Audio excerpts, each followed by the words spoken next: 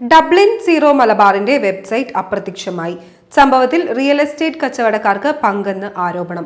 അയർലൻഡിൽ എല്ലാവർക്കും സുപരിചിതരും സീറോ മലബാർ കൂട്ടായ്മയിലെ അംഗങ്ങളുമായ ഒരു കൂട്ടം അൽമായർ ചേർന്ന് സഭയിലെ അനൈക്യത്തിനെതിരെ പോരാടാൻ തുടങ്ങിവെച്ച കൂട്ടായ്മയാണ് ഇപ്പോൾ ഈ കാര്യങ്ങൾ വെളിപ്പെടുത്തൽ നടത്തിയിരിക്കുന്നത്.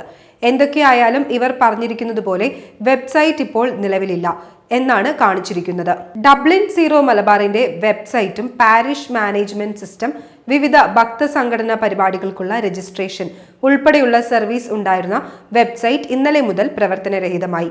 സീറോ മലബാർ സഭയുടെ പേരിൽ റിയൽ എസ്റ്റേറ്റ് കച്ചവടം നടക്കുന്നുവെന്ന ആരോപണം പുറത്തു വന്നതിന്റെ അടുത്ത ദിവസം സഭയുടെ വിവരങ്ങൾ ഉണ്ടായിരുന്ന വെബ്സൈറ്റ് അപ്രത്യക്ഷമായത് ദുരൂഹത വർദ്ധിപ്പിക്കുന്നു.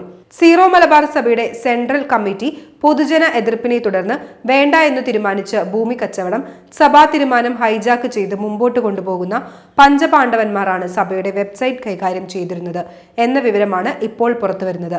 സീറോ മലബാർ സഭയിലെ ഒരു അൽമായൻ തികച്ചും ഫ്രീ ആയി ഡെവലപ്പ് ചെയ്ത് മാനേജ് ചെയ്തിരുന്ന സഭയുടെ വെബ്സൈറ്റാണ് പിന്നീട് ബ്ലാഞ്ചറ്റ്സ് ടൗണിലെ എക്സ് സെമിനാരിയൻ ആയിരുന്ന പള്ളി പ്രാഞ്ചി മരിച്ചുപോയ സഹോദരന്റെ ഓർമ്മയ്ക്കായി എന്ന് പറഞ്ഞ് ഹൈജാക്ക് ചെയ്യുകയും പിന്നീട് അതിന്റെ പേരിൽ സർവീസ് ചാർജായി ലക്ഷങ്ങളാണ് ഓരോ വർഷവും ചെലവെഴുതി എടുത്തുകൊണ്ടിരുന്നത്.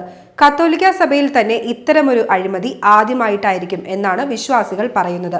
അയർലൻഡിലെ വിശ്വാസികളുടെ വ്യക്തിപരമായ വിവരങ്ങൾ ഉൾപ്പെടെ അതീവ സുരക്ഷ ആവശ്യമുള്ള ഡാറ്റകൾ, PMS രേഖകൾ ഉൾപ്പെടെയുള്ളവ ഈ വെബ്സൈറ്റിലൂടെയാണ് ഡബ്ലിൻ സീറോ മലബാർ സ്വീകരിച്ചിട്ടുള്ളത്.